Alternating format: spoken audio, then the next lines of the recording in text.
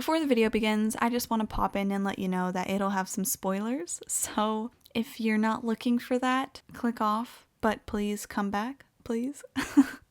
Okay. Sometimes in high school when I was dealing with a problem and I just didn't know what to do about it, my friend would ask me, do you think you should follow your heart or do you think you should follow your mind? In most narrative films, viewers are invited to follow a single character's conflict and they see the journey that leads that character to either listen to their heart or their mind. And by the end, their decisions usually make sense and are somewhat justified because viewers have been able to see the circumstances that define and provide reason for the character's final actions. In Prisoners, the 2013 thriller directed by Denis Villeneuve, though, viewers encounter a unique experience where they follow two characters, both facing the same basic conflict, but with one following the heart and one following the mind, which leaves viewers to question which path is right and which they would take themselves. Prisoners is a dark, grimy, disturbing film that follows the events which unfold after two young girls are kidnapped. Hugh Jackman plays Keller Dover, a devout Christian, hunter, and father of one of the abducted girls, and Jake Gyllenhaal plays Detective Loki, the police officer put in charge of leading the case to find the two missing girls. Keller depicts the following the heart path of this story. The entirety of his decisions are motivated by his love for his family and his need to find his daughter. He himself abducts a suspect of the case, Alex, traps him inside of a cell, basically, and tortures him. Not only that, but he also forces the father of the other girl who was abducted to participate in torturing Alex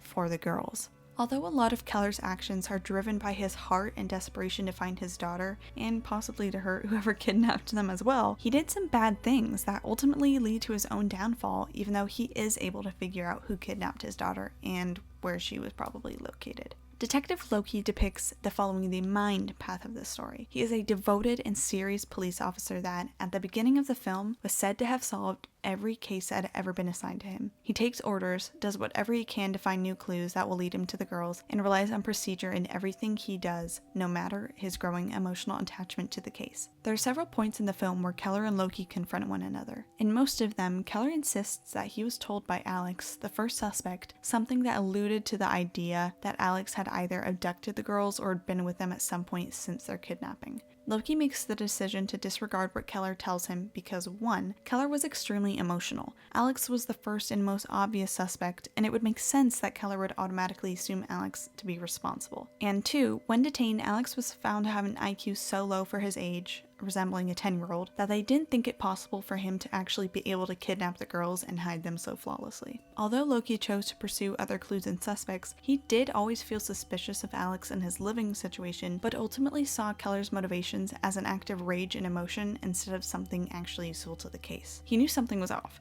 But because they had found no evidence in Alex's RV of the girls' remains, clothing, or even fingerprints, he believed there was no reason to further investigate him. Loki's choices do lead him to uncovering the bigger picture of this town's child kidnapping scheme. He's successful in apprehending other people guilty of the crime, and he finds Keller's daughter, though Keller had been drugged and trapped away without his knowledge at the very same location by that time. Two important things I want to note are the sacrifices each character makes in choosing their path. The film opens with Keller reciting a Bible verse before he shoots a deer. He has a cross hanging in his car and is presented to be a devoted Christian. Obviously, a lot of what Keller ends up doing in the film goes against his Christian beliefs, and there's no doubt that that must have been a struggle considering Keller's shown as the kind of person that fully commits to everything and anything he believes in. He resorts to drinking, which seems to be an old habit, and it is alluded to several times that he suffered some low points during his life. So, presumably, religion and his family were two things that helped keep him grounded. It's worse when you realize Keller also sacrificed having his family by his side. Towards the end of the film, Keller's wife mentions that his actions would probably put him behind bars for the rest of his life. Keller literally sacrificed having the two things that seemed to keep him grounded and calm and happy the most, and we see throughout the film how losing touch with those two things really affected his state of mind. Loki makes sacrifices too, though they do go a bit more unnoticed. Very few details about Loki's life are revealed, but there are some indicators like when he confronts the priest that he had a troubled childhood or that some traumatic event occurred that still affects him years later as an adult. Because of that, Loki gets progressively more desperate.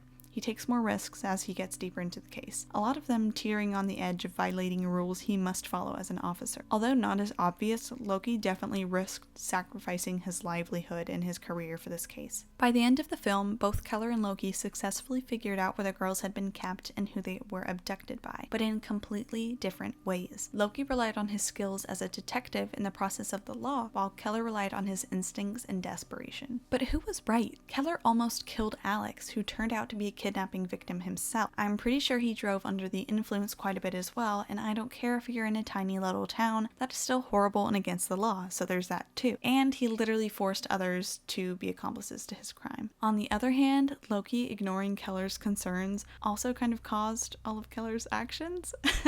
If Loki had listened to him and at least arrested Alex or detained him again or something, Keller wouldn't have tortured him, would probably have been able to work together with Loki to figure things out, or at least, remain calm, and probably wouldn't have ended up a prisoner himself. I mean, at the end of the film, Keller is literally in a hole beneath the ground, drugged, and had just been shot in the leg. Prisoners leaves viewers having to decide for themselves which character made the right decisions in following their heart or following their mind. It's a tricky one, and I don't really think there's the right answer, and I believe the movie was trying to say that. It's difficult to make logical decisions when you're driven by emotion like Keller, and it's difficult to rely on emotion when you're really bound by the law or rules like Loki. Both characters did technically achieve their goals, but were their sacrifices worth it? Let me know. Was Keller doing the right thing? Was Loki doing the right thing? Were they both? What about you? Do you normally follow your heart or your mind? Thank you so much for watching this video. I love making these, but I do run out of ideas, so give me some. Please comment, like, and subscribe for more. See you in the next one.